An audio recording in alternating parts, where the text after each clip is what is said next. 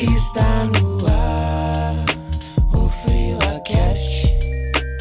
Fala galera, bem-vindos ao FrilaCast. Esse é o 8º episódio. A gente passou um tempinho aí sem novidades, mas voltamos com tudo e eu posso dizer que eu tenho um convidado de peso aqui com a gente, que tem uma história sensacional da grandiosa UMAP BBDO. E trouxe para vocês o Carlos Lugaresi. E, cara, prazer estar com você aqui hoje. Obrigado por ter topado esse convite e tenho certeza que você tem muita história legal para contar pra gente. Pô, primeiramente, boa noite para todos. É um prazer estar participando disso aqui, desse podcast. Eu me sinto muito honrado de estar participando disso, porque confesso que é a primeira vez que eu participo de alguma coisa assim desse gênero, né, desse tipo. E só tenho a agradecer aí pela oportunidade de poder mostrar o meu trabalho, a minha história, de contar um pouco do meu trajeto no mundo da publicidade, né? O prazer é todo nosso, cara. Pode vir. Obrigado mesmo aí. Vamos contar a história aí. Vamos relembrar coisas boas e o que é um pouco da publicidade no meu ponto de vista. Vamos lá. Cara, desculpa a pergunta, mas quantos anos você tem hoje? Eu tô com 39. 39. Eu não quero avançar muito na tua história pra não dar spoiler, mas vamos tentar falar até os teus 16 anos, ali 15, 16 anos. Me conta quem é o Carlos. Primeiro, cara, onde que você nasceu? Me fala o que você gostava, como é que foi sua infância, sua adolescência? Você já pensava em entrar na área de publicidade? Teus gostos, tuas paixões, inspirações? Me fala de você, sabe? Faz de conta que eu sou um psicólogo aqui. Eu sou de São Paulo, nasci em São Paulo, né? Fui criado até os 5, 6 anos de idade aqui na Vila Mariana, aqui no bairro Vila Mariana. Tá. Aí meus pais mudaram para Três Pontas, em Minas. Ficamos lá uns 4 anos mais ou menos. Quando eu voltei para São Paulo com uns 10 anos de idade, 9, 10 anos de idade. E aí depois não saí mais daqui. Eu não me lembro muito da minha fase lá em Minas, muito criancinha, muito moleque, não tenho muita coisa para me lembrar. Mas aí moramos aqui em São Paulo, nunca mais saímos daqui. Aliás, com 12 para 13 anos eu fui para Mariporã. Morei lá 1 ano em Mariporã, interior aqui de São Paulo. Foi muito gostoso, foi legal, mas era uma vida muito pacata, assim, era uma vida muito... Eu, crianção de tudo, né? Molecão de tudo, com 13, 14 anos de idade. Descobrindo aí, meus pais viram que... Nossa, não tinha como. Meus pais viram que não ia dar, ficamos lá 1 ano, eu, minhas irmãs, tenho 2 irmãs, e 1 ano e meio, mais ou menos, a gente voltou para São Paulo de novo. Tá. E aí, ficamos aqui direto, nunca mais saímos. E foi isso, a minha infância foi no bairro da Vila Mariana, e comecei a fazer uns cursos lá em Osasco. Na época era curso de datilografia, hoje em dia nem tem mais isso, né? Fiz curso de datilografia. Quase todo mundo da tua idade pra cima deve ter esse curso no currículo, né? Então, foi muito legal, foi uma fase muito gostosa. Aí fiz esse curso lá na Cidade de Deus, em Osasco. Legal. E foi quando eu comecei a conhecer sobre mercado, de marketing, essas coisas. Eu não conhecia absolutamente nada, eu não sabia nada. Que assim. também provavelmente não era tão bem desenvolvido, adolescente, né? meio Não, eu era um adolescente meio rebelde, tinha muitos problemas familiares, então eu comecei a entender um pouco com essa fase de 14, 15 anos de idade. Tá. E aí terminei o curso lá e minha mãe, que trabalhava numa agência na época, trabalhava numa agência de motoboy, de motoqueiros. Ela conhecia um cara que trabalhava na expedição da agência Salles. E conseguiu uma entrevista para mim, como office boy, na época. Fiz a entrevista e não passei. Porque o filho de algum cara lá dentro tinha conseguido a vaga, enfim, essa coisa que existe no mundo aí. Sim, até hoje. E 1 semana depois, não sei como, essas coisas divinas aí do mundo, do universo que a gente não sabe explicar, Me liga uma pessoa da expedição lá da UMAP. Na época, quando me ligou, falou, eu sou fulano aqui da UMAP. Eu falei, mapping? Eu não sabia nem o que era o MAP. E, vem fazer uma entrevista aqui, tal. Fui, fiz a entrevista e passei. Com 16 anos, comecei a minha carreira de office boy na UMAP. Você tinha noção do que era o MAP, mesmo Nada, depois não tinha de noção começar? de nada, não sabia nada, não sabia o que era publicidade, eu não sabia o que era, onde eu estava entrando. Eu estava começando a trabalhar, era meu primeiro emprego. Na verdade, não foi meu primeiro emprego. Eu tinha feito uma vez, trabalhei por 2 dias para um vereador, colando aqueles papelzinhos em poste. Sim. Só para não falar que foi meu primeiro emprego, né? O meu foi no McDonald's. Mas registrado foi meu primeiro emprego. Então eu tinha 16 anos e caí lá para dentro e nem sabia o que era publicidade, não sabia o que era nada. E comecei a trabalhar como office boy, o famoso office boy, que eu acho que nem hoje nem tem mais, né? Hoje em dia é aprendiz, né? Hoje em dia expedição, 15, 16 anos. Alguma coisa do tipo. E entrei para esse mundo office boy e foi maravilhoso, assim. Levava documento lá para o centro e voltava, ia para as empresas, e comecei a conhecer o mundo que eu nem imaginava que existia, porque eu vinha de uma infância não sofrida, mas uma infância com muita turbulência, né? Meus pais não tinham uma condição muito boa e não vivi muita coisa bacana assim na infância. Por exemplo, hoje você vê as crianças hoje em dia viajam o tempo inteiro, Sim. Os pais levam para não sei onde, eu não tive nada disso.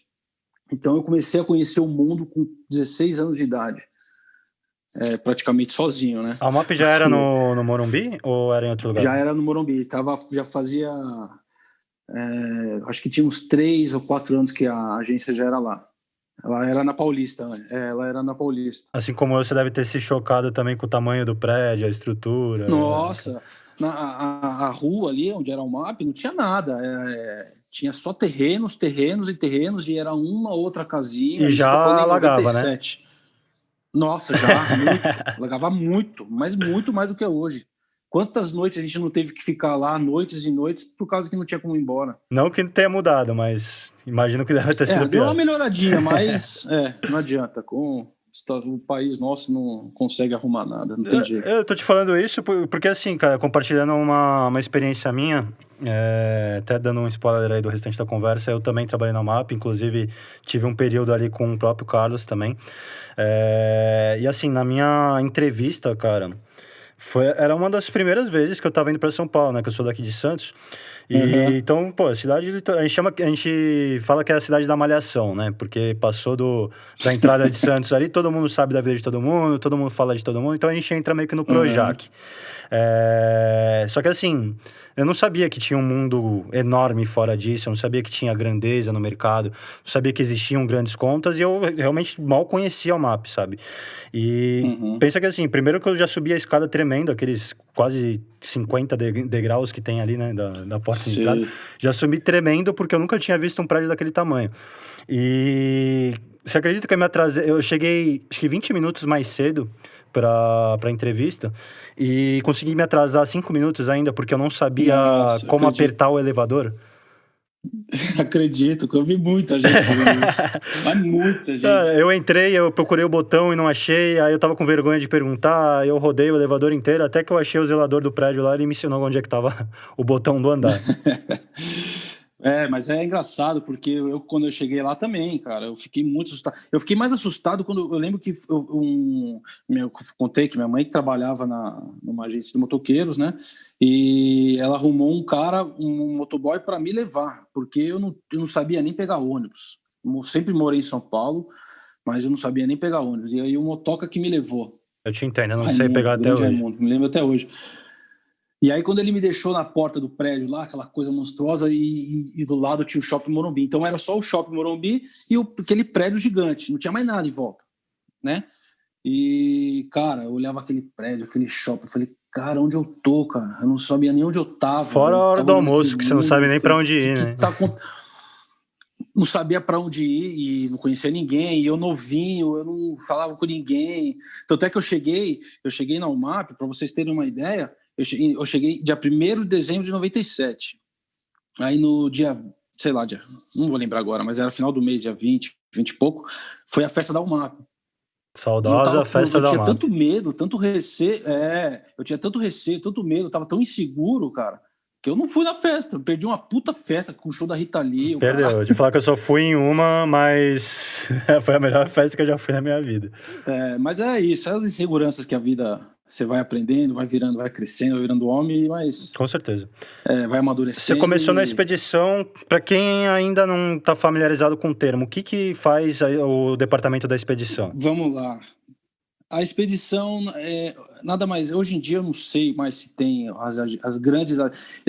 Eu não quero menosprezar nada, pelo amor de Deus, Claro. Longe disso. Mas se você falar em grandes agências, eu acho que ainda tem expedição. Expedição onde ficam os motoqueiros, na época os office boys, hoje em dia é aprendiz, Sim. né?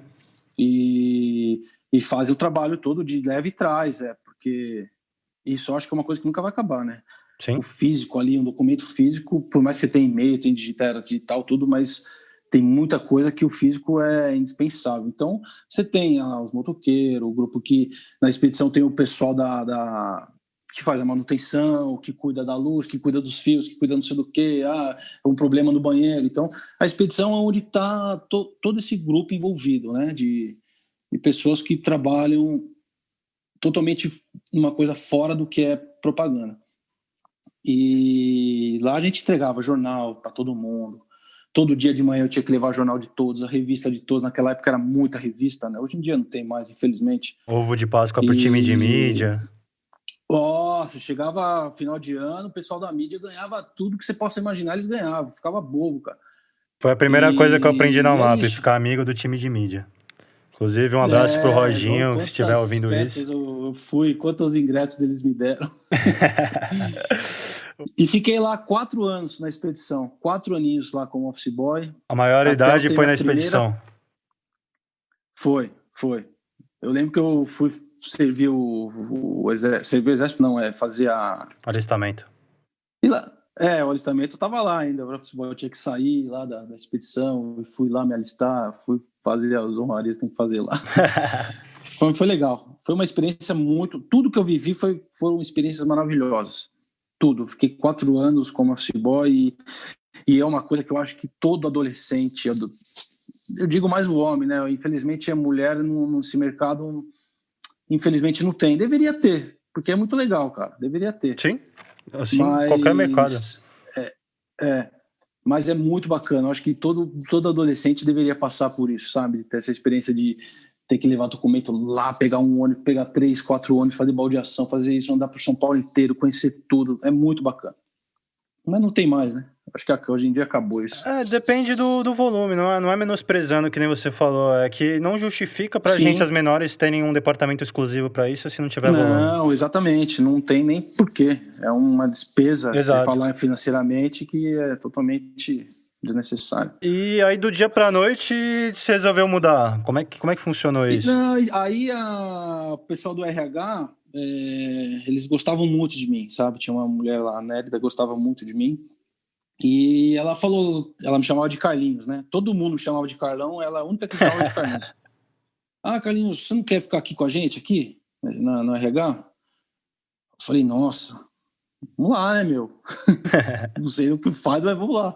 E fiquei 1 ano e 3, 4 meses, mais ou menos, com ela, trabalhando lá. Nossa, que legal. Eu fazia recrutamento não, eu fazia folha de plano de saúde das pessoas que entravam, dos funcionários que entravam, fazia demissões, às vezes tinha que preencher um monte de documento lá para fazer demissões, aprendi a fazer um monte de coisa, só que eu não gostei, eu vi que não era para mim, eu não estava feliz e nessa época eu estava estudando à noite, então saía para estudar e eu não estava feliz, não era uma coisa que eu gostava. Eu sempre gostei de arte, manual, assim, de fazer coisas com a mão, sabe? Sempre, desde moleque. Tá. Desde moleque, eu montava os leguinhos, eu tinha aqueles Lego de ferro, eu sempre gostei de montar coisa com a mão. E fiquei 1 ano e meio lá e falei com o tempo ia falando que eu não estava feliz, e elas perceberam que eu não estava feliz mesmo. Até que quase um ano e meio, mais ou menos, elas conseguiram... Isso eu já tinha sido promovido, já não era mais office boy, eu era assistente de RH, sério. E aí tinha o famoso Seu Isashi, para vocês que não, com certeza não sabem quem é o Seu Isashi, ele era um mestre, um gênio do mocap. O que é mocap? Mocap é quando você vê uma foto e você vê... Hoje em dia é tudo 3D, né? O computador faz tudo, mas estou falando há 15, 20 anos atrás, tudo que você vê hoje era mocap. Tudo que você vê em anúncio hoje era feito mocap. Então o Seu Isashi era um mestre do mocap. Então você queria fazer dá um exemplo aqui besta aqui, uma caixa, por exemplo, ele fazia a caixa na mão. Você pasta de layout, depois o fotógrafo né? ia lá, tirar... o fotógrafo ia lá, tirava a foto, aí passava para o retocador, aquela coisa, o processo todo que mais para frente a gente fala. E era o mestre do mocap. Eu falei, nossa, é isso que eu quero, é isso que eu gosto, fazer coisa com a mão. E falei com a Nélida, ela conversou com o Seu Isashi, falou, traz isso para cá. E naquela época, não só o MAP, mas a maioria das agências, ela dava muita oportunidade para esse tipo de carreira, para quem quer começar para quem quer seguir carreira, sabe? Faz isso, promoção aqui, aí segue outro ali. Hoje em dia é muito difícil você conseguir isso. Você entrar com 15 anos numa empresa e ficar 20 anos seguindo carreira. Hoje em dia é muito difícil. Não pela empresa, mas porque as pessoas mudam muito, né?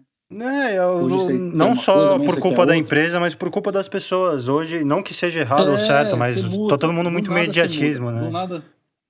Exatamente. E aí, é isso que eu quero, isso que eu quero. Aí conseguiu, me levou para lá. Aí fui pro famoso Pestap. Pestap é onde fazia mocap, onde fazia toda o que você falou, né? Toda a montagem de layout. Cara, foi uma coisa para vocês. Aquele cheiro de cola no departamento. Nossa, cheiro de cola, spray, thinner, tudo que você pode imaginar tinha lá dentro do Pestap. Agora eu entendo porque eu falo que era o tinha. pessoal mais louco da agência. Nossa, ali. E outra, né? Eu tô falando de 15, 17 anos atrás. Era uma loucura. Vocês não têm ideia da loucura que era uma agência de publicidade. Não que seja mais organizado hoje em dia, né? Mas eu entendo o que você tá falando. Não, exatamente. Mas tá mais tranquilo. Mas, pô, você imagina, a gente para apresentar uma campanha para um cliente, eles montavam, sei lá, 150 peças. Então, o que eu virei de noite trabalhando, mas virei de noite mesmo, de sair no dia seguinte com o sol na cara, ia para casa, voltava, tomava um banho, descansava um pouquinho e voltava para a agência de novo, porque não parava de apresentar. Imagina, uma agência que tinha mais de 30 clientes, 30, quase 40 clientes, e clientes grandes, né? Então era campanha atrás de campanha e não parava. E era montando layout. Fora as refações, mas era né? muito. Nossa, refação era demais. Era muita refação.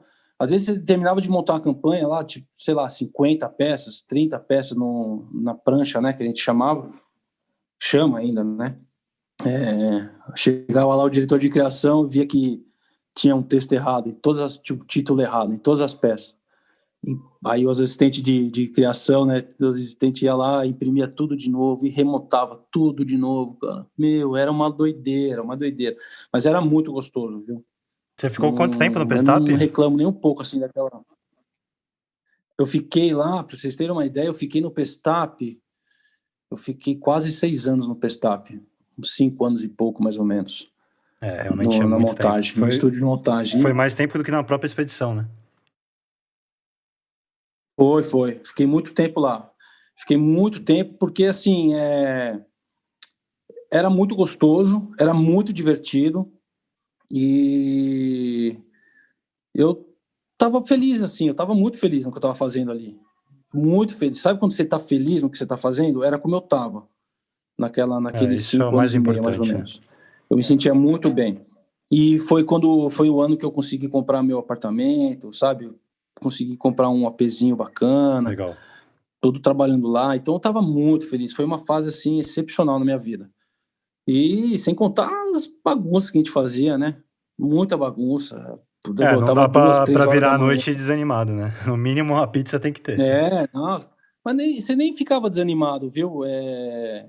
Você ficava cansado, óbvio, não vou ser hipócrita falar, mas você cansava, mas você não desanimava, porque era muito divertido, a galera era muito divertida, e você ficava muito à vontade, era muito E legal. eu imagino que você teve contato com muita campanha foda, com muita gente foda Muita, também. E muita. você vai Eu, aprendendo por osmose, né? é que eu fiz a gente montou a campanha da Claro, quando a Claro lançou as bolinhas, cara, você não tem ideia de mais de 300 peças que a gente montou. E assim, não é montar prancha, né? Montar prancha que eu digo para vocês terem uma ideia o pessoal imprime lá, aí passa pra gente, para os montadores, aquele monte de papel, de impressão. Aí você emendava um no outro, refilava, né, cortava em volta e colava na prancha. Só que você fazia prancha, aí você fazia encarte de 30 páginas, 40 páginas, tinha que fazer encarte, montava aqueles encartes gigantescos. É um caderninho, né? Não deixa de Sim. ser um caderninho, a gente chama de encarte. E aí fazia os mockups, porque sempre tinha mockup para fazer. Eles gostavam muito de apresentar como que ficaria na rua, um outdoor montado. Para vocês terem uma ideia, eu tinha, sei lá, uns 2, 3 anos de Pestap, e na época, eu não vou citar nome aqui, mas um diretor de criação inventou de montar um outdoor do tamanho original, 9x3, sério, sério. E que tem que ser, porque eu quero ver como que vai ficar na rua, enfim, onde a gente vai montar isso? Aí foi eu, o seu Isashi, né? E montamos esse outdoor no hall do prédio ali, sabe? Sim, sim. Onde sai o elevador. É o único lugar que teria 9 metros, né? Exatamente. Passamos a noite montando um outdoor de 9 metros por 3 lá no hall do prédio da UMAP. Mas foi Aquele aprovado, cheiro. pelo menos? Ai, não lembro se foi aprovado, mas era uma campanha da Audi. E não lembro se foi aprovado. Deve ter sido. Era muito difícil não aprovarem coisas, né, da Ah, UMAP, né? sim, com É muito. certeza. Mas, putz, foi muito legal. E fora que no Pestap, você, como eu falei, você monta muito mockup, né? Muita caixa, muita coisa que tem faca. Para vocês terem uma ideia, o que é faca? Faca é quando você vai fazer um brinde. Você vai entregar sei lá, um celular dentro de uma caixa. E aquela caixa, como que você monta ela? Através de uma faca. Você tem que fazer todo o desenho dela, todos os vincos, todo o recorte, vinco. E isso é um tempo, assim, muito punk para fazer. Então, você acaba querendo ou não, bem ou mal, você vira um mestre da faca, porque você faz 3, 4 por dia de caixas, de vários tipos de O caixa, e próprio caixa que Sushi abre Man, aqui. né? Isso. E traquitana, fiz muita traquitana, aquelas que se abre uma página e sai pula um negocinho no meio da Nossa, isso é página, muito assim, ó. legal, cara. Muito legal mesmo. Sim, isso tudo fazia no Pestap. O Pestap, na verdade, ele começou não, mas nos anos 80, não é da minha época, óbvio, mas eu aprendi muito com o seu Isashi. E o Pestap, o que é? Ele fazia as letras que hoje a gente faz no computador. Você escreve um título lá, escreve um título, e esse título nos anos 80 não tinha, né, um recurso como tem hoje.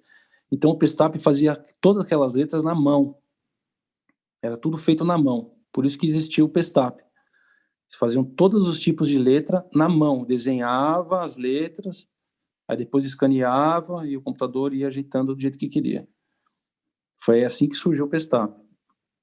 E aí depois foi evoluindo para outras coisas, né? Que nem as caixas, a montagem, tudo, e várias outras coisas que a gente sempre fez lá. Começou com letras, que é fotocomposição de letras, e até fazer todos os tipos de caixa, de faca, de traquitana, tudo que vocês conseguem imaginar que é feito com a mão, fazia lá no Pestap. Nossa, que incrível, cara. Deixa eu E só. altas noites, e noites em claro. Eu imagino. Pode falar. Não, antes de avançar, que eu sei que a parte mais importante da conversa é a próxima. Mas antes de avançar Tá. para ela, para não perder duas dúvidas aqui que eu tenho. Primeira dúvida, que acho que a gente não conversou sobre isso. Você fez faculdade? Então, assim, infelizmente eu não fiz faculdade. tá? Tá? Mas por que eu não fiz faculdade? Eu vou explicar o porquê. É muito cômodo alguém que não fez faculdade falar assim, eu não tive tempo de fazer, hoje eu tô velho, não tenho saco. Uhum. É super cômodo falar isso. Mas não é isso. O que acontece? Quando eu comecei no Pestap, eu estudava, fazia escola. Aí eu já conhecia um pouco mais de publicidade, de propaganda, como eu falei para vocês, né? No começo não entendia nada, não sabia nem o que era. E então na época do Pestap eu já sabia mais, já tinha conhecimento, já conhecia bastante gente importante, né? Enfim. Então eu comecei a cursar uma escola técnica Tá. de publicidade. E fiz o primeiro, segundo, terceiro ano na escola técnica. Aí, quando eu saí do Pestap, que eu fui promovido para arte final, para produção gráfica, naquela época, como eu falei, já falei, o trabalho era intenso, era insano de trabalho. E, pô, você imagina, eu estava começando na produção gráfica, uma carreira animal. Naquela época, o arte finalista era, assim, excepcional.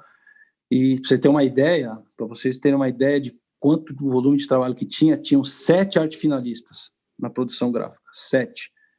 E, pô, você imagina, eu estava começando, eu queria aprender, queria sugar tudo que tinha que sugar, e saía de lá todos os dias, não saía antes das 10 horas da noite. Sim. Não Acabou tinha como aprendendo mais sair na UMAP naquela do que época, não tinha com o como. curso, né?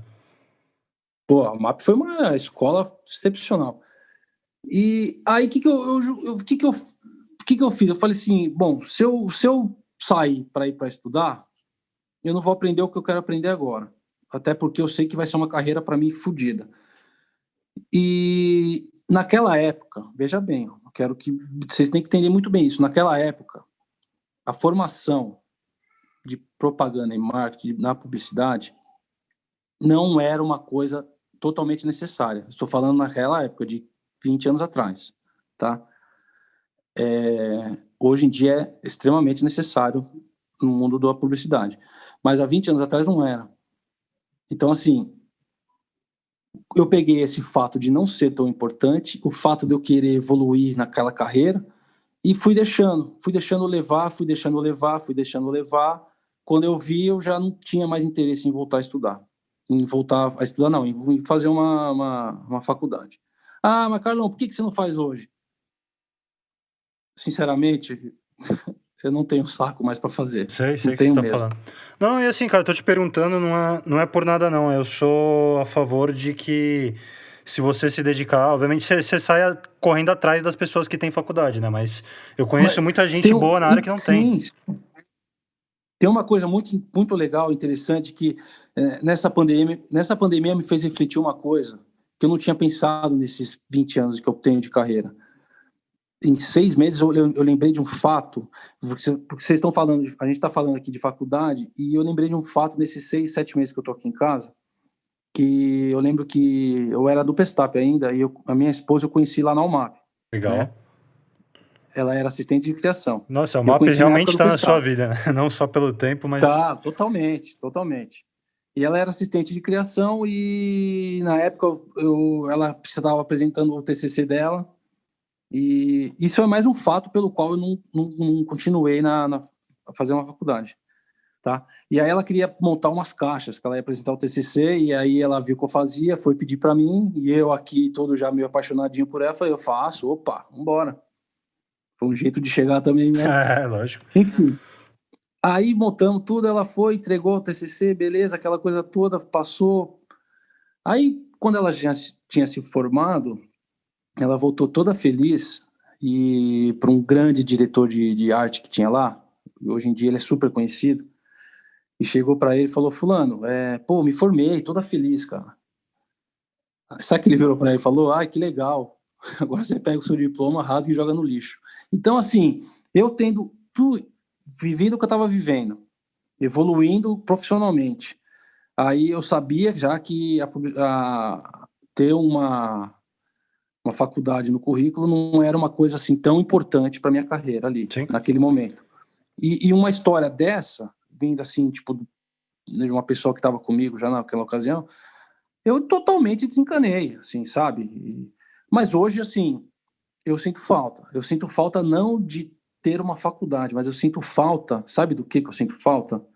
De ter vivido, que deve ser mágico, Sim, né? sim. Se viver uma... Eu queria ter vivido essa magia, sabe? De você se formar, de quando você está no começo, que eu vejo aquela molecada na rua pegando dinheiro para pagar cerveja para os outros. Eu queria ter vivido essas coisas. Essa magia eu queria ter vivido. Agora, de chegar e falar, eu sou formado em tal coisa, isso para mim Não não... mudou nada. Hoje em dia não... Não, Não assim, mudou é nada. porque é importante falar que... E por isso que eu não Pode me falar, pode formei. falar. É por isso que eu não me formei. É muito importante? Sim, é muito importante. Você tem que... se eu puder... Conselho é ruim dar, né? Mas os meus filhos, eu vou fazer de tudo para formá-los, entendeu? Então, isso é uma meta que eu tenho na minha vida. Sim. Eu não tive, mas tem que ter, sabe? Tem que ter, não adianta. O estudo é fundamental. E hoje em dia eu tô vendo... Eu tô mandando currículo... Eu tô desempregado, né? Eu tô mandando currículo para um monte de lugar. Eu tô vendo que hoje em dia conta.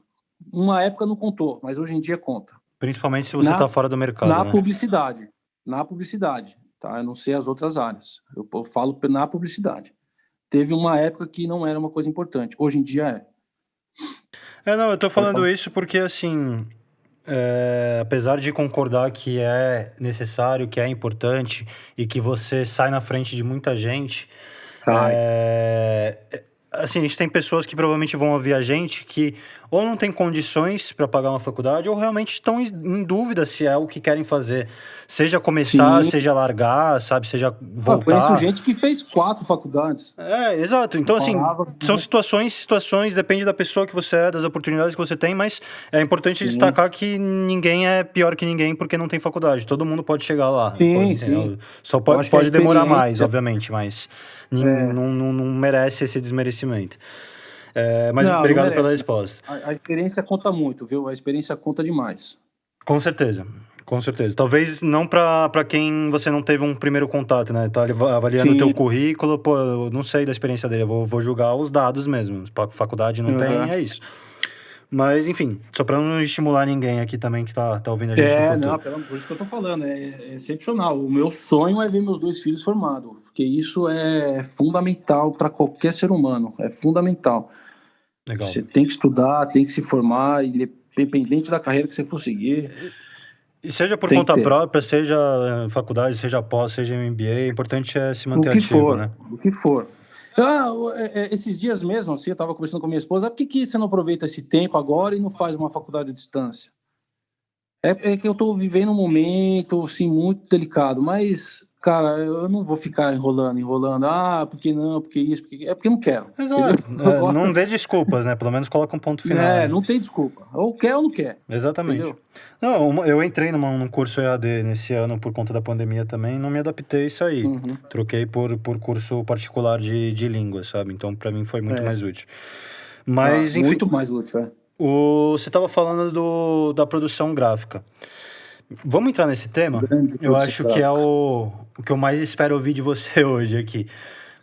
Cara, eu não tenho nem pergunta para te fazer. Me fala da tua boa vontade ali, o que você quer trazer pra gente de informação ali em relação a isso. A produção gráfica, a famosa PG, como é assim que os atendimentos falavam, eu vou lá na PG. Toma cuidado que aqui pra gente do litoral, PG é Praia Grande, hein? Pode crer. E minha irmã tá morando aí agora na Praia Grande. Legal, vem pra cá curtir uma praia que tá toda bloqueada. Eu confesso que depois que eu fiquei desempregado, minha vontade mesmo de pegar minhas coisas e sumir, mas eu preciso tomar alguma aqui, né? Voltar pro mercado, não posso ficar longe, não. Claro. Mas, enfim, quando o Zé Roberto, o famoso José Roberto, me chamou para ir trabalhar na produção gráfica, grande produtor gráfico. Alberto tava lá também? Tava já, o Alberto também já tava lá. O Alberto também é produtor gráfico, para quem não sabe. O Alberto tinha uma como é que eu chamo isso? Um vasilhame ali com balinhas para todos os atendimentos. Os baleiros, aquele baleiro antigo, né? A gente se divertia bastante, tudo quanto é quanto. O Pestap, ele faz parte da produção gráfica, tá? Para vocês entenderem. Então, a produção gráfica... O que é a produção gráfica? Ele tem um produtor gráfico que é o cara que entende de absolutamente tudo, principalmente de cor, de tudo que você possa imaginar. Então ele tem o assistente dele, aí tem os arte finalistas, tem retocadores, que são aqueles que deixam as imagens lindas, maravilhosas, que todo mundo acha que existe, mas não existe. E tinha o Pestap também, tem a revisão e tal. Então a produção gráfica engloba 3 ou 4 funções ali diferentes na produção gráfica. A minha era arte finalista. E aí quando o Zé me chamou para ir para lá, eu falei, nossa, Zé, eu não sei nem ligar um Mac. Eu não sabia nem ligar um Mac, para vocês terem uma ideia. Olha, não é uma coisa tão difícil, ele falou, não. vai, Eu demorei uns 2 anos pra aprender a usar. Eu não sabia ligar, sem brincadeira, eu não sabia ligar um Mac. Ainda mais aqueles Mac E o de Pestap desktop, né? monitor. Gigante, que é só um monitor. Ficar procurando o Aqueles que fio, tinha cadê o fio? aquela bunda azul, tinha uma bundona atrás dele azul. Sei, Na época, sei. era essa aí, foi um dos primeiros Mac. Não, um dos primeiros era todo branco, aí depois quando evoluiu para aqueles coloridos, né? Já tinha, né? Quando eu fui já eram esses coloridos. Sim. Aí. E aí, não, vamos, você vai se dar bem, vai, então vamos. Mais uma vez lá estava eu, vamos. E, comecei na produção gráfica. Comecei fazendo capinha de CD, que na época a gente fazia backup, não existia backup, né, naquela época. Então a gente gravava todos os trabalhos em CD e arquivava, tinha uns 500 mil CDs. Tô tendo assim, até um arrepio de ouvir normal. essa história, porque eu acho que esse Mac que você tá falando... Você pegou isso aí? Não, eu acho que esse Mac que você tá falando, ele é usado até hoje como backup. Na tua época, provavelmente era um computador pior que esse. Então o backup sempre tinha o pior computador da agência, que você tinha que demorar 2 horas lá para fazer uma pesquisa rápida. Exatamente, até que a gente gravava em CD para não perder. Então, meus primeiros trabalhos foi isso, fazer capinha com os nomes do que tinha dentro daquele CD, de todos os trabalhos. Aí eu comecei a isso, não sabia nem fazer nada. Só que como eu vim do Pestap, eu tinha noção muito, como eu falei para vocês, de fazer faca. E a produção gráfica faz muita caixa, né? Todo tipo de material assim que envolve caixa, a produção gráfica que faz. Então, eu já tinha uma noção grande de fazer faca, só que eu fazia no papel, na mão, no lápis, não no computador. E aí tive que aprender a fazer no computador, né? E fui aprendendo, e aquela loucura. E isso é função do arte finalista, tá? Por quê? Como eu falei para vocês, na produção gráfica você tem o retocador. O retocador, ele só trata imagem, né? Ele trata imagem, deixa... O que você quiser fazer numa imagem, eles fazem. Isso é a função do retocador. O arte finalista, ele vai arrumar todos os erros que vêm da criação, erros que eu digo de layout. Por quê?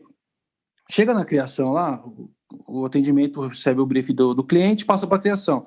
A criação fala assim, preciso fazer um anúncio de um casal de namorados olhando para o mar e o frasco do perfume X do cliente. Beleza. Eles vão fazer o famoso RAF, que é o que desenha no papel.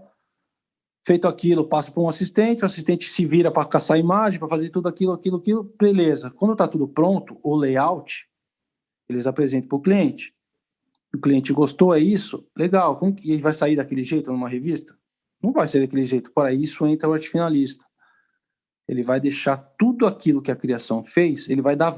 Eu costumo brincar num tom... Eu costumo falar no tom de brincadeira, óbvio. Mas o arte finalista, ele dá a vida para o que a criação fez, entendeu? E aí...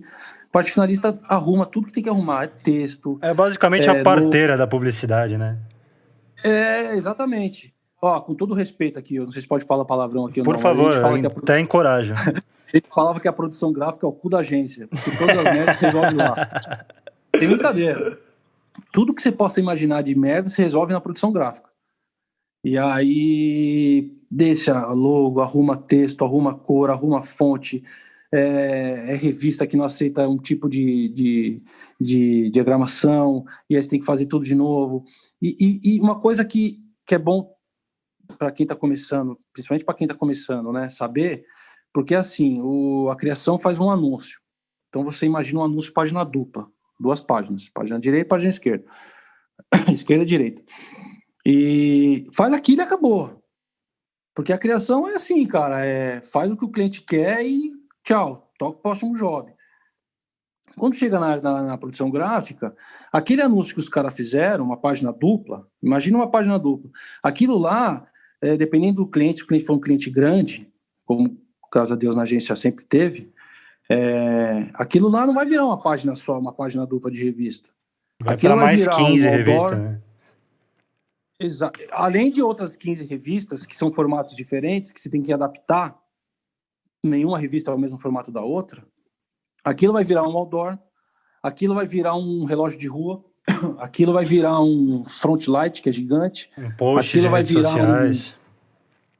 redes sociais, que hoje em dia tem muitas redes sociais, aquilo vai virar tudo que você possa imaginar, vai virar um obler de supermercado, aquelas negocinhos que ficam pendurados nas gôndolas, aquilo vai virar milhões de coisas. Então, através de uma página dupla, o arte finalista, ele não deixa de ser uma parte da criação. Por quê? Porque ele vai pegar aquela página dupla que o cara fez e vai desmembrar para outros formatos, entendeu? E a criação não vai ficar fazendo isso porque eles não têm tempo para ficar fazendo isso. Eles estão lá milhão com outras coisas. Para isso que tem o arte finalista. Para ficar Eles são pagos para executando serem toda a parte criativos, chata, né? de uma certa forma, sim. Eles são pagos para criar uma coisa e acabou. Aí o resto alguém se vira, que era a minha parte lá, a parte dos arte finalistas. Por isso que na época de 17, você pegava por exemplo, você fazia um varejo de carro, você fazia um varejo, uma página de jornal, aquilo lá virava um rodapé. Como é que você imagina uma página de jornal virar um rodapé de 29 centímetros por 7? Fácil, né? Se vira aí. Como que um arte finalista não vai ser uma criação? Então a gente tinha que se virar mesmo, entendeu? E para isso que a gente estava lá, para se virar e fazer acontecer. E, pô, de uma página dupla virava um rodapé de revista, aprovou com a criação, é isso, toca pau, vamos embora. Né? E para isso a gente estava lá. Sim, não, e assim, Carlão, fazendo várias e várias loucuras. foi nessa época que a gente se cruzou. Você ficou muito tempo na produção gráfica, não vou saber se foi no teu começo, se foi no teu final, enfim. Mas a gente se cruzou nessa época. Foram 12 anos, 13 anos. Imagina, eu devo ter entrado, sei lá, na metade da tua jornada da produção gráfica, sabe? Você já tinha um peso lá na agência. Sim. E eu era estagiário de atendimento, sabe? Imagina se a produção gráfica é o cu da agência, o estagiário de atendimento é o cu do cu. Então, assim, confessando pra você, tirando, obviamente, o departamento de mídia, né? Porque não é indiscutível, a produção gráfica era a minha parte preferida. A gente estava, sei lá, 4 andares de diferença, mas assim, eu vivia lá pelo ambiente. Mas eu posso só te cortando rapidamente. Sabe que todos os atendimentos que passaram lá, que tiveram contato comigo como você teve, graças a Deus eu sempre fui muito bem tratado e tratei muito bem também os atendimentos, principalmente assistentes, estagiários, que tinha mais contato. Todos gostavam da produção gráfica. É impressionante, porque resolvia tudo lá. Não resolvia na criação. Sim. É o que eu falei, a criação fazia uma coisa e acabou. E tudo é resolvido lá. E a gente tinha que resolver, cara. Não tinha essa de não resolver. Tinha que resolver. Mal ou bem são as pessoas que estão responsáveis pelo job, né? O atendimento tá liberando e vocês que estão fazendo. Então vocês têm que ser amigos de qualquer forma, sabe? Mas não só por isso. Não só por isso, cara. Não só pela importância de um com o outro, mas pelo clima, sabe? Era uma coisa leve, e, pô, obviamente, pô, dava medo de chegar no Alberto lá com um briefing errado, imagina. Mas, tirando tudo isso, você era zoado. Muito. Mas você era zoado da hora que você entrava até a hora que você saía, sabe? E se você pegasse corda, você nunca mais voltava lá. Então, mas quando você aprende a lidar... Teve um atendimento lá, eu não vou me lembrar o nome dele agora, ele era assistente. E, cara, ele chegava todo dia, 7 horas da noite com trabalho. Todo dia. Todo dia ele chegava com 7 horas da noite com trabalho. Aí teve um dia que a gente estava tão irritado lá de trabalho, a gente pegou esse cara, trancou ele no banheiro, nossa, jogamos água, pasta de dente. Então era uma bagunça que não tinha como não ser gostoso ficar ali. Não acho que ele gostou muito, mas pra vocês deve ter sido divertido. Foi muito divertido. Tinha o Hermes, né? O Juninho, que era zoado pra caramba por ser novo também na produção. Nossa, que a gente zoou com ele. Era muito gostoso, é muito gostoso trabalhar numa produção gráfica por causa disso, porque é um clima muito descontraído. Não é só aqui, não era só na agência, tá? Na UMAP. Eu tinha contato com outros artes finalistas, a gente tem até hoje, de outros lugares, de outras agências, e era o mesmo clima. Era bagunça, e era falar palavrão o tempo inteiro, e era gritaria o tempo inteiro, a loucura. Sim, sim. E é gozado, porque eu acho que a produção gráfica tem isso, sabe? De ser. É uma De família, ser né? bagunça, cara. A produção é uma família bagunceira, cara, sabe? Família bagunceira que grita um com o outro, um briga com o outro, no dia seguinte tá todo mundo bem, Sim. todo mundo se respeita, todo mundo se ajuda, e se tem um que tá fudido, puta, o cara tá fudido, vamos ficar aqui para ajudar ele, e todo mundo se ajuda, porque é muito trabalho. É muito trabalho. Você tem que ficar fazendo, como eu tava falando, você faz um anúncio virar, sei lá, 7, 8 peças totalmente diferentes de um anúncio. E você tem que se virar para fazer. E você faz, mexe com vetor, né, que é do Illustrator. E aí você tem que ficar fazendo logo, criar logo e ajustar logo, porque tem logo que vem de fora, tem lugares que usa o CorelDRAW ainda. Até Né? hoje, Então, até hoje usa. tem muito lugar que usa CorelDRAW ainda. Então você recebe um logo que vem em CorelDRAW e não abre, nenhuma máquina abria. Então você tem que criar o logo de novo, você tinha que fazer logo de novo. Então a produção gráfica lá tinha que se virar uns 30. Legal, assim, ó. Tinha que fazer tudo que você possa imaginar, tinha que fazer. Você tem histórias legais para trazer pra gente dessa época? Cara, Putz, eu tenho bastante coisa para falar. Enquanto você pensa, eu vou te explicar o porquê eu tô te perguntando isso. Ali, entrando um pouco mais no detalhe do segredo. Eu tinha um pouco de medo de você naquela época. Porque assim, eu não tinha, além de ser estagiário, obviamente, eu não tinha muito contato direto com vocês, mas sim com as pessoas que estavam acima de vocês para filtrar as demandas, né? Que era o Alberto, que era o Zé Roberto, enfim. Então, assim, quando eu chegava lá, todo mundo me olhava feio. Então, eu não tinha a clareza da tua história, da tua vivência dentro da UMAP. Enfim, nada disso que você está me contando, eu sabia até hoje. Então, assim, para mim, era uma pessoa muito foda que eu tinha medo de entrar em contato, sabe? Então, eu tô gostando muito da conversa e da oportunidade por conta disso. Porque, sei lá, eu tinha 20 e poucos anos, deve fazer o quê? Uns 8 anos atrás isso. E, pô, depois de 8 anos, finalmente eu vou te perguntar como é que é a tua vida, sabe? Sendo que a gente poderia ter conversado no passado e talvez a trajetória tinha sido diferente. Não que tenha sido ruim, em nenhum momento foi, mas a gente poderia ter sido mais brother, alguma coisa do tipo. Sim.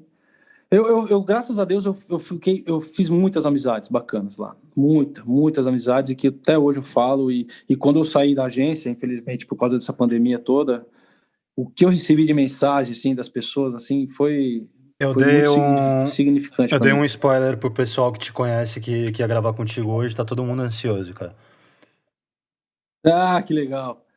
E, porra, cara, aí a gente tinha um departamento, a produção era tão grande que era um meio andar só da produção gráfica. Você que trabalhou lá, você sabe que meio andar é coisa pra Dividido. caramba. Um andar dá volta no prédio inteiro, né? Não é só um andar.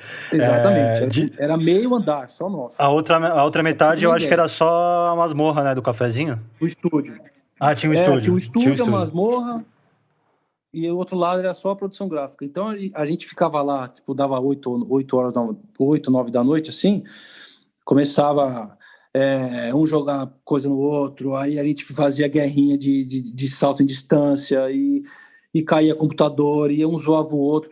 Teve uma história engraçada, que nessa época aí, eu tô falando em 2012, 2013, era a época que fazia muito cópia de CD, né? E filme. Pegava um filme, alguém trazia um filme bacana e, puta, fazia 2, 3 cópias de filme para todo mundo. Eu tava tentando entender, eu falei, pô, que muito. Filme? Filme pra anúncio? Não, filme de verdade mesmo. Filme normal. Princípio da pirataria, né? As pessoas... uma pirataria. Só que a gente fazia lá pra gente ali. O Carlão quer faz um pro Roberto, e copiava e fazia. E aí a gente zoava muito um outro, sabe? Muito. Aí teve uma revisora lá que ela não gostava da gente, ela tava comendo férias de alguém lá e ela não gostava da gente. E aí, sabe o que essa mulher fez, cara? Ela fez uma denúncia. Isso, o pessoal da agência nem sabe, cara, eu acho, os grandões lá, né? Ela fez uma denúncia e, cara, fez uma denúncia que tinha pirataria na agência, velho. No dia seguinte, colou Polícia Federal lá no prédio. Foi atrás do nosso chefe, Nossa. do Roberto, foi. Queria prender os caras, meu, foi uma loucura. Ainda bem que abafou o caso, aí os caras entenderam, viram que lá era uma agência, mas, cara, foi uma doideira, velho. O Foi uma filme era bom, doideira. pelo menos? Valeu a pena? Ah, sei lá, não sei, não sei. Mas é as coisas que acontecem lá na produção gráfica. Mas O... ficou lá. Cara, falando de uma coisa não tão boa, eu peguei essa época quando eu saí, mas eu não vivi tudo isso depois de você. E como eu te falei, fora do mercado de alto padrão e tudo mais de agências, são poucas as agências que sequer conhecem o setor de arte finalista ou a Certo, produção gráfica como um todo, né?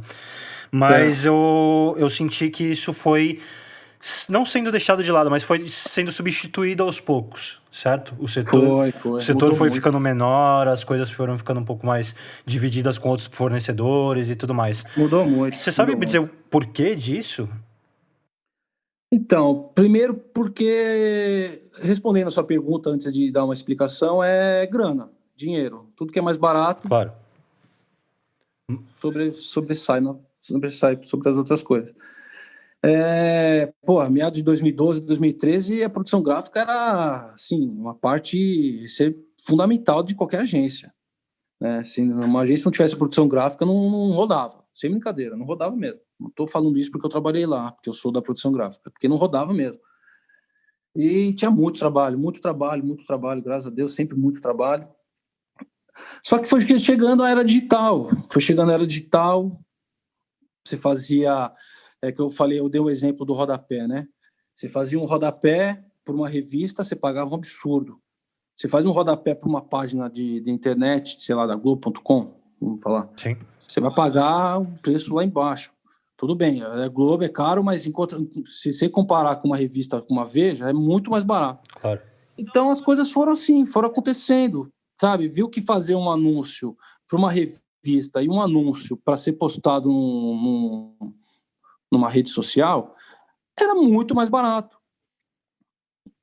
Muito mais barato. Sim. E aí as coisas foram crescendo, o mundo digital foi crescendo. A influenciada pela digital aos poucos, A, né? evolu a evolução da parte digital foi monstruosa e foi caindo Eu sinto que a aos poucos parte. o pessoal tá tentando resgatar o contrário, né? Tá sendo meio que bem visto Então, você porque usar assim, offline, porque é diferente. eu falo que não vai acabar nunca o Ah, offline. com Não vai certeza. acabar A nunca. menos que acabe a Isso não vai televisão, acabar. né? Só que o que há 10 anos atrás precisava de 7, hoje um ou dois fazem, entendeu? Então, assim, não vai acabar. Mas, por outro lado, não está pagando mais, falando pelo lado financeiro, não se paga mais como pagava antes para um arte Eu finalista. acho que nenhum setor, tá Por tudo quê? muito desvalorizado, né? Então. E isso está acontecendo o quê? Está acontecendo de. Eu vi muito arte finalista que foi mandado embora nesses últimos 10, 15 anos e não voltou para o mercado porque falou assim: eu não vou voltar para ganhar tanto, não vou. E foi fazer outra coisa, entendeu? E os que voltam, os que aceitam, tipo assim, é porque precisa, que nem meu caso, preciso, ou o cara tem filho para criar e vai aceitar um salário baixo. E aí acaba ficando isso, cara. Quer, não quer, alguém vai querer. Então, tá deixando de ter arte finalista bom, inclusive, porque tá pagando pouco e porque não tem tanto trabalho como tinha antes. Mas, por exemplo, assim, você precisar de um cara para fazer um anúncio digital, tem que ter uma base de arte final. O cara não vai conseguir fazer uma coisa legal, Claro. uma coisa bacana digital falando, mas pô, o que adianta o cara fazer uma peça lá pro Instagram, sei lá, fazer um anúncio pro Instagram pô, um logo nada a ver, zoado, voando. Tem que ter uma base de Não arte final. precisa nem tão longe, cara. Eu pego o erro recente aqui na agência de cara que não sabia que tinha diferença de CMYK e RGB, sabe? Ah, é Então, isso, exatamente, é. eu Exatamente. aprendi isso com vocês, sabe? Eu aprendi isso na marra, não foi na faculdade. Eu vi isso. Você, por exemplo, assim, que nem você vai fazer um. Eu lembro de um caso, eu lembro de um caso que quando eu comecei na produção na arte final, eu estava fazendo um anúncio, foi um dos primeiros anúncios que eu finalizei, tá? É um anúncio da revista Veja, e tinha um título que corria de ponta a ponta, assim. E aí, caramba, né? E eu com aquela coisa aberta na minha tela, quem que passa atrás de mim? Um tal de Marcelo Serpa. Não Só conheço, isso. não. Só isso. E aí ele passa atrás e volta e vem do meu lado, cara. Eu comecei a suar frio, eu não conseguia falar. E aí ele falou assim: vou te dar uma dica. Eu falei, pô, claro. Ele dobrou um papel, imagina um papel, ele recortou um papel retangular, dobrou no meio, e quando ele abriu assim, ele falou: tá vendo esse vinco aqui no meio? Isso é o meio da revista. Você nunca deixa nada cair nesse meio. E foi embora. Então, assim, são detalhes que um arte finalista tem e que faz um detalhe tão besta como esse, Você leva pra vida inteira, né? leva para a vida inteira. E para uma rede social, você não vai ter essas coisas, entendeu? Você não vai ter esses mínimos detalhes, você faz de qualquer jeito. Então, eu não acho legal fazer de qualquer jeito. Então, Desculpa, mas, eu não acho. cara, eu posso estar totalmente enganado do que eu tô falando, mas vamos agradecer junto o Marcelo, porque eu acho que eu aprendi isso com vocês. E algum anúncio de Sim, página dupla, alguma coisa assim, que vocês me deram bronca de texto no meio da página. Então, eu acho sim, que a é lição isso. serviu para vocês repassarem adiante também. Sim, com certeza, com certeza. Olha os mestres que eu tive. É, Sem contar, eu tenho né? uma situação também com o Marcelo, cara, já tava sei lá, uns 6, 8 meses lá trabalhando, e eu peguei elevador eu tava sozinho no elevador, aí entrou 10 pessoas. Aí saiu Uhum. 10 pessoas, entrou uma só, o Marcelo. Aí eu falei, porra, eu tô Nossa, sozinho com o Marcelo no elevador. Ele só deu boa tarde, eu não consegui falar mais nada e comecei a suar até chegar no meu andar. Eu, não fala, né, eu cara? Não entendi o que você tá fala. falando, eu passei por isso também, sabe? Ó, e a produção, voltando no assunto da produção gráfica ser um departamento que todo mundo gostava, sabe quem que hoje um dos CEOs lá é o Felipe Bartolomeu, né? E ele foi estagiário na UMAP, né? Muitos anos atrás. Aí quando ele era já assistente de atendimento, lá já era atendimento, e aí ele foi levar um job lá pra gente. Você falou que você tinha medo de ir lá, né? Você sabia sabe o que a gente fez com ele, cara? Ele falou assim: ó, a gente só vai finalizar o seu trabalho se você pagar flexão aqui pra gente. E a gente fez ele pagar flexão, sem brincadeira. E ele fez flexão lá com a gente. Hoje o cara é dono da agência, entendeu? Então, assim, o mapa é isso, era isso, né? É isso, né? Ah, É muito louco, é muito legal. e me tira É uma muito legal. dúvida, eu gosto de conversar com gente mais experiente que eu, entenda experiente, não velha, tá? Eu É... sei. Cara, eu tenho, sei lá, 10 anos de experiência hoje na área, que não é nada. Eu não tenho a noção, eu tenho, obviamente, a pouca noção, mas eu não tenho uma noção dessa transição da publicidade de antigamente para hoje em dia. Obviamente, pô, tem o digital, isso revolucionou as coisas e tal, mas fora isso, o que você sente de diferença de qualidade, de Eu, agilidade, eu, de valorização, respeito, sabe? tenho, eu tenho uma visão, nesses 20 anos que eu trabalhei, 22 anos que eu trabalhei na agência, na UMAP. A visão que eu tenho é a seguinte: a UMAP, eu falo a UMAP porque foi o único lugar que eu trabalhei, então eu não posso falar de outras agências. Mas eu acredito que as outras agências deveriam ser iguais, enfim. Não, Não acho que você ia era falar são, mas não, diferente não do que a são. UMAP é. Não são, cara. A MAP é realmente única. Elas não são. E aí, a UMAP é muito aquela coisa que todo mundo, eu tinha isso, e acredito que quem é da minha geração também tinha isso, daquela coisa assim: o cara chega lá, cria, e aí depois vai, faz e acabou. Era só isso. A publicidade era isso. Um cara que senta, imagina, cria. A UMAP um dia foi assim. E aí eu fui, um tempo passando, eu fui vendo que.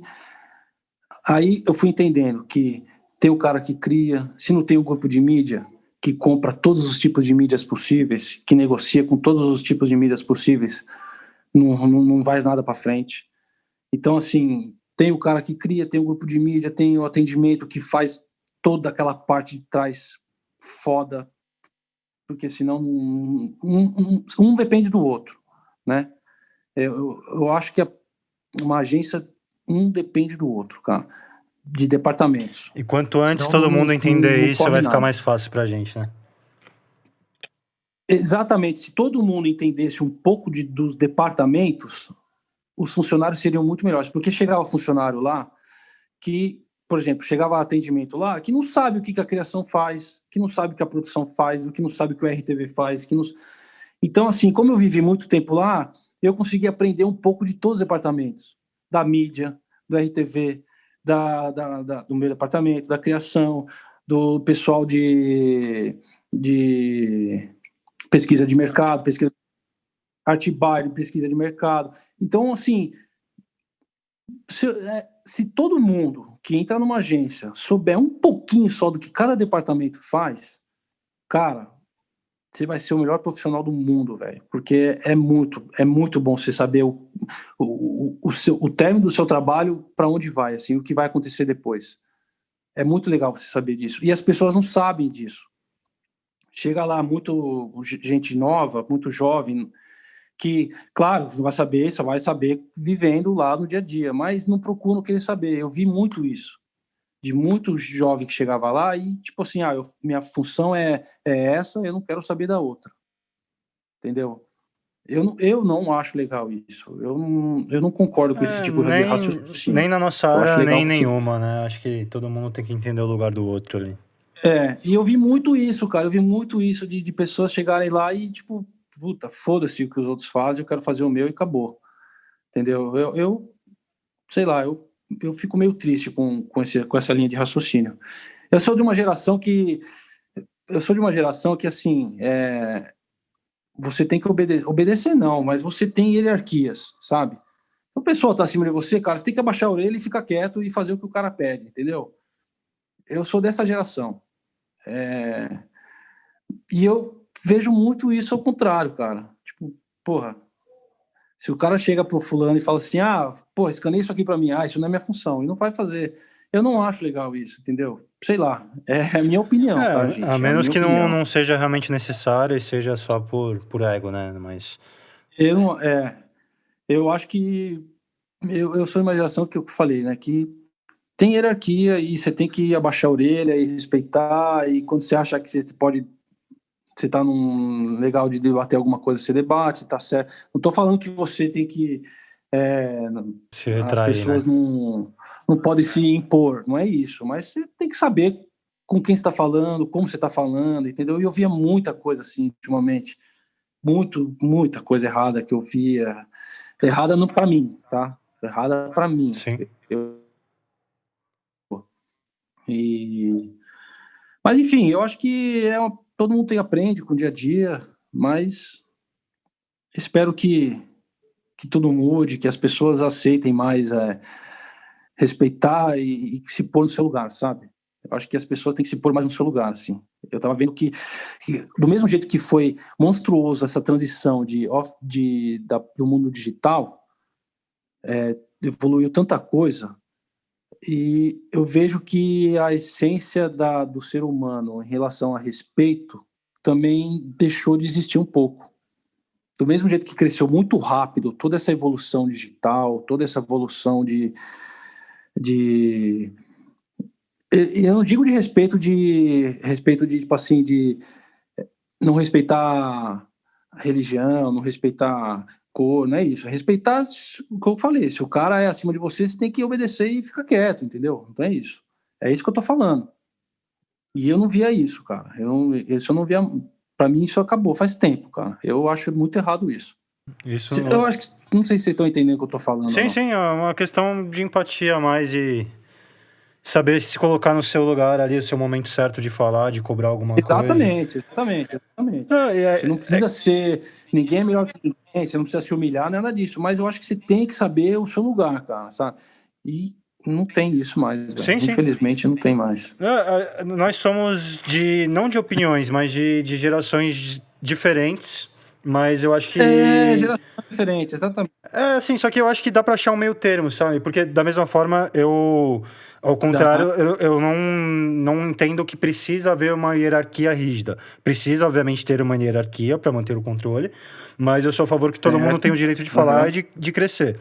Até determinado ponto ali que você tem que respeitar o outro. Mas assim, eu tô lembrando de uma situação... Sim. Não no MAP, obviamente, mas já trabalhei em outro lugar depois disso, cara, que eu fui... Não vou dizer que eu fui mandado embora, porque foi só não renovado o contrato de experiência, né, de 3 meses, mas... Saí da agência porque, assim, o feedback foi... Você desce para fumar um cigarro na mesma quantidade de vezes que um gerente desce para fumar o cigarro dele. E ele conquistou o espaço dele. Aí eu falei, cara... Rolou. Como assim? Então, assim, entende por que eu falo que eu não concordo tanto, mas eu entendo o que você está falando? Nesse caso, eu deveria ter até me colocado mais à frente do que eu coloquei. Me impor mais, mas... Exatamente. Entendo que não em situações extremas tem que haver respeito. Não só por estar acima ou abaixo, mas por ser um ser humano, sabe? Não, sim, essa situação que você falou é uma situação bem diferente do que eu tô tentando explicar. Exato, não é extremista, é bom deixar claro isso, sabe? Obviamente tem situações que você tem que se impor e você tem que crescer e buscar a sua posição. Lógico que tem. Até porque cada um tem a sua opinião, você tem todo o direito de falar o que você quer, o que você pensa. Eu só acho que, assim, o respeitar... Exato. Empatia, se colocar no lugar do outro, ver o seu próprio lugar. Isso tá acabando. Infelizmente está acabando. Concordo.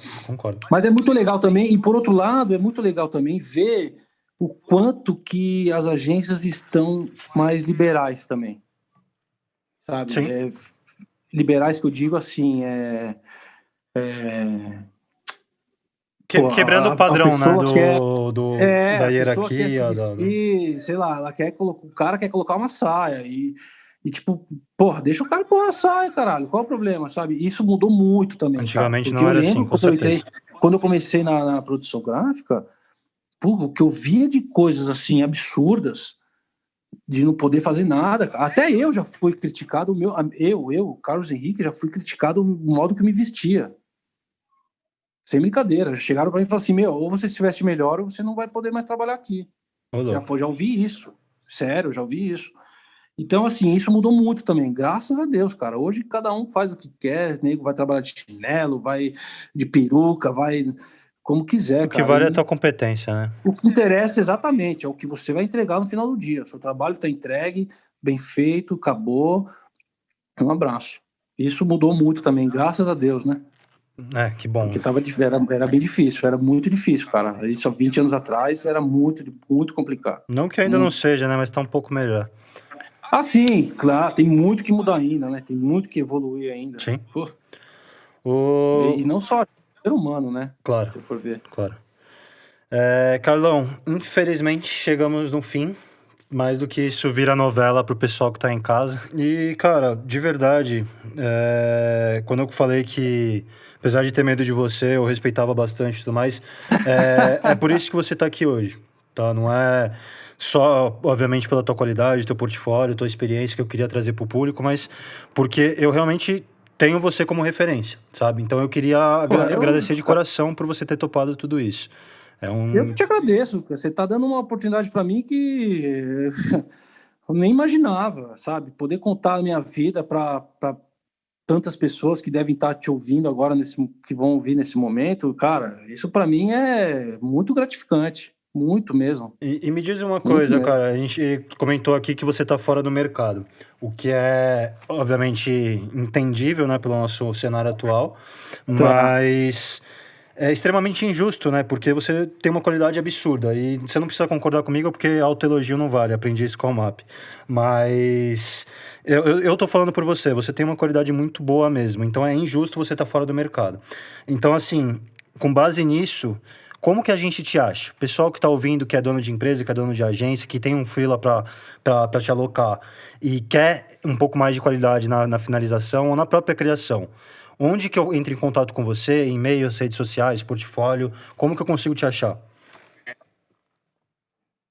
Primeiro, obrigado pelo elogio. Obrigado mesmo. Eu me esforcei ao máximo para conseguir você fica tanto tempo como eu fiquei lá na agência, ainda mais na UMAP, né? Que é uma grande agência. 22 anos não é à toa, não, né? Foram 22 anos lá, graças a Deus. Tenho esperança de voltar, sei lá, vou para outra audiência, enfim. Mas eu tô me especializando agora em fazer edição de vídeo. Tenho feito alguma edição de vídeo para uns amigos e tal. Tem que fazer alguma coisa nova, né? A gente tem que se atualizar também. Claro. E, cara, tô no LinkedIn, Carlos Henrique, o famoso LinkedIn, que tá me abrindo bastante... É bom falar que Carlos Henrique é um nome muito assim, comum, né? Então vamos falar Carlos Henrique Lugarese? Carlos Henrique Lugarese. Com S, né? Lugarese, exatamente. Com S, exatamente. Eu tenho acompanhado muita gente lá no LinkedIn, eu tenho lido muita matéria legal, que está abrindo bastante minha mente. O meu Instagram, c.lugarese. Tenho feito lá, postado alguns vídeos que eu estou fazendo, sem muita experiência ainda, mas estou adquirindo com o dia a dia aqui em casa. Felizmente estou aqui, já vai fazer 6 meses que eu estou parado. Aconteceu essa loucura toda na minha vida, e acredito que na vida de milhões de pessoas, né? Infelizmente. E... sei lá, tô na esperança aí de voltar pro mercado. Vai sim, cara. Vai sim. Tô com um projeto com a minha esposa também Tô com um projeto com a minha esposa de fazer... ela tá fazendo comida infantil. É o Bendita Papinha aí, quem aproveita até a deixa aqui, se você me permitir. Por favor, merchandising são permitidos. Bendita Papinha. Quem quiser seguir também lá no Instagram, Bendita Papinha, @BenditaPapinhaSP. Comida infantil, orgânica. E estamos com esse projeto aí. Enquanto não me aparece uma oportunidade bacana, eu estou aqui ajudando ela nesse projeto bacana. E é isso. Quem quiser me procurar, c.lugarese, meu Instagram. LinkedIn, eu estou lá com o Carlos Henrique Lugarese.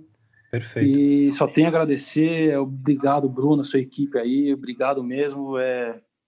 Contei um pouquinho da minha história, da minha história aqui da UMAP. Fui muito feliz, vim muito feliz lá. Realizei muitos sonhos da minha vida pessoal através da UMAP. E a minha profissão, eu acredito que não vai acabar, mas espero que um dia ela seja, como foi um dia, extremamente necessária para uma agência, sabe? Porque o arte finalista, ele realmente dá vida a um pequeno desenho feito por um diretor de criação, sabe? Sim. O arte finalista, ele é fundamental numa agência. Não, com certeza. Vamos fazer esse áudio rodar o mundo aí, cara, que qualidade você já tem. Agora é só a pessoa certa ouvir. Pô, obrigado. Então, obrigado por isso. Obrigado mesmo. Espero também um dia, quem sabe, a gente possa fazer algum projetinho. Vamos sim. Eu só preciso de um cliente que pague o suficiente para isso. Não, pelo amor de Deus, você acha que eu tô ligando para isso agora? Meu negócio é trabalhar, é conseguir voltar pro mercado, independente da maneira que for. Eu quero trabalhar minha cabeça, ampliar meus horizontes, sabe? Claro. Fazer coisas novas, que eu tô fazendo vídeo novo. Nunca imaginei que eu fosse editar vídeo e tô fazendo isso. Então, uma coisa leva a outra e eu acho que a gente tá aqui para aprender. E as pessoas estão para somar, né? A gente, o destino juntou a gente de novo. Então, alguma coisa vai sair, né? Nunca é à toa. Obrigado, Carlos. Um prazerzaço. Obrigado, pessoal da Golden Blue também, que tá com a gente com suporte incrível aqui nessa nossa volta do FreelaCast. Muito legal. Para mim também me ajudaram bastante aqui. E esse foi mais um episódio, pessoal. Espero que vocês tenham gostado. Fique no ar aí que o próximo é logo na sequência.